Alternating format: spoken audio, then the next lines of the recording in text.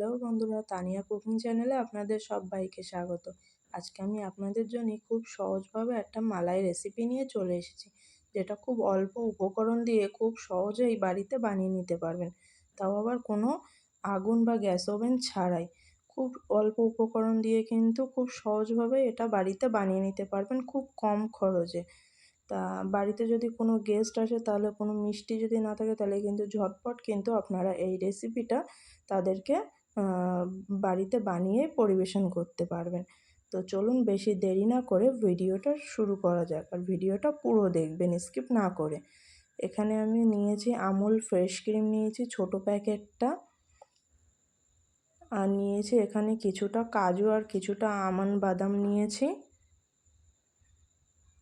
আর নিয়েছি এখানে 5 টাকা দামের যে আমুল দুধের গুঁড়ো প্যাকেট থাকে সেটা নিয়েছি, আর এখানে আমি দুটো ছোট প্যাকেটের কেশর নিয়েছি, আর দুটো নিয়েছি সিঙ্গাপুরি কলা। আজকে আমি এই উপকরণগুলো দিয়েই আপনাদের খুব সহজভাবেই আমি একটা মালাইটা আমি তৈরি করে দেখাবো, খুব ইজিভাবে দেখানোর চেষ্টা করব। প্রথমেই আমি মিক্সারে কাজু আর আমন্ডগুলো একটা পাউডার করে নেব। দেখুন আমার পাউডার করা হয়ে গিয়েছে, আমি কিন্তু একদম ঠিক এরকম মিহিভাবে করে নিয়েছি, ঠিক এরকম মিহিভাবে করে নিয়েছি। এবার এটা আমি একটা বাটিতে ঢেলে নেব।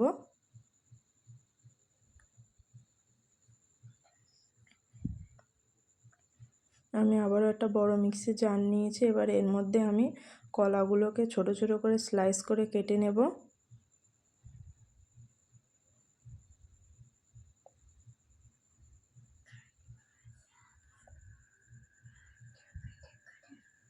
এইভাবে আমি দুটো কলাই কিন্তু দেব।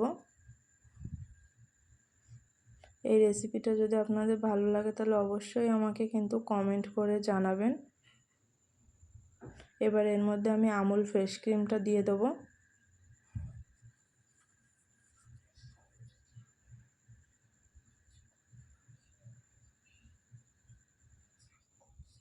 এবার এর মধ্যে যে আমি আমন্ড বাদাম আর কাজুর যে পাউডারটা করে রেখেছিলাম ওটা দিয়ে দেব, আর দিয়ে দেবো যে আমুল দুধের গুঁড়ো প্যাকেটটা ছিল সেটা দিয়ে দেবো।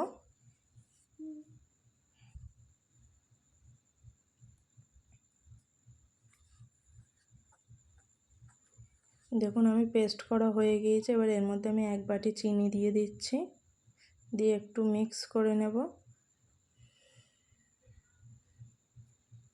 চিনিটা আপনারা আপনাদের স্বাদ অনুযায়ী দেবেন, আপনারা যেমন মিষ্টি খেতে পছন্দ করবেন তেমনই দেবেন। এদিকে আমি একটু হালকা উষ্ণ গরম দুধের মধ্যে কেশর ভিজিয়ে রেখেছিলাম একটু কালারটা চেঞ্জ করার জন্য, দিয়ে আমি আবারও খুব ভালোভাবে মিক্সিতে পেস্ট করে নিয়েছি। দেখুন আমার পেস্টটা কিন্তু একদম রেডি হয়ে গেছে, একদম পারফেক্ট হয়ে গিয়েছে, দেখেই হয়তো বুঝতে পারছেন কতটা সুন্দর হয়েছে। এটা খেতে কিন্তু অনেকটাই টেস্টি হয়েছিল। আমি আজকে এরকম মাটির বাটিতে এরকম নিয়েছি, এতে আমি মালাইটা আর কি সেট করতে দেব। আপনারা চাইলে কিন্তু নর্মাল বাড়িতে স্টিলের বাটি বা কাঁচের বাটিতেও কিন্তু বসাতে পারেন। আমি একটু দেখতে সুন্দর হওয়ার জন্য মাটির বাটিগুলো নিয়েছিলাম। এবার আমি এর মধ্যে এক এক করে দিয়ে দেব।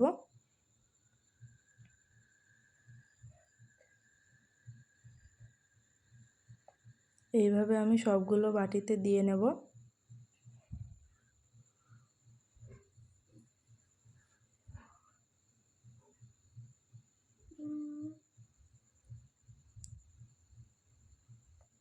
আমার সবগুলো বাটিতে দেওয়া হয়ে গিয়েছে। এখানে আমি ডেকোরেশনের জন্য কিছুটা আমন্ড বাদাম এইভাবে কুচি করে নিয়েছি, এতে করে দেখতে মালাইটা দেখতে অনেকটা সুন্দর লাগবে, আর খেতেও কিন্তু অনেকটাই টেস্টি হবে। এইভাবে আমি সবগুলো বাটির ওপর এইভাবে একটু ছড়িয়ে ডেকোরেশন করে নেব। আপনারা চাইলে কিন্তু অন্য কিছু দিয়েও ডেকোরেশন করে নিতে পারেন। এবার আমি এখানে 1 পাতা কেশর দুধে ভিজিয়েছিলাম, আর একটা কেশর আমি এইভাবে অল্প করে ওপর দিয়ে ছড়িয়ে দিলাম, এতে করে দেখতে অনেকটাই সুন্দর লাগবে। এবার আমি এটা ডিপ ফ্রিজে রেখে দেবো 2 থেকে 3 ঘন্টার জন্যে। 2 থেকে 3 ঘন্টার বেশি কিন্তু জমানো যাবে না, অনেকটাই বেশি জমে যাবে। দেখুন আমি ফ্রিজ থেকে বের করে নিয়েছি। এবার আমি আপনাদের একটু কেটে দেখাচ্ছি কতটা সুন্দর হয়েছে দেখুন। আমি কিন্তু 2 থেকে 3 ঘন্টা রেখেছিলাম, এর বেশি কিন্তু আমি রাখিনি। দেখুন হালকা জমেছে, আমি কিন্তু বেশি জমাইনি, এতে করে মালাইটা খেতে কিন্তু বেশি টেস্টি হবে না। আপনারা ঠিক এরকমভাবে বাড়িতে ট্রাই করে দেখবেন, অবশ্যই কিন্তু খেতে ভালো লাগবে। দেখুন আমার মালাইটা কিন্তু চামচ থেকে পড়ে যাচ্ছে না, আবার কিন্তু খুব বেশিও জমে যায়নি। দেখলেই হয়তো আপনারা বুঝতে পারছেন। আপনারা অবশ্যই একবার হলেও বাড়িতে ট্রাই করবেন। আমার আজকের এই ছোট্ট রেসিপিটা যদি আপনাদের ভালো লেগে থাকে তাহলে অবশ্যই একটা লাইক, কমেন্ট, শেয়ার আর চ্যানেলটা সাবস্ক্রাইব করতে একদমই ভুলবেন না। পাশে থাকা বেল বাটনটা অবশ্যই প্রেস করে দেবেন সবার আগে, যাতে নোটিফিকেশান আপনার কাছে পৌঁছে যায়। আর গরমে কিন্তু এই ঠান্ডা রেসিপিটা অবশ্যই একবার হলেও বাড়িতে ট্রাই করবেন। সবাই খুব ভালো থাকবেন।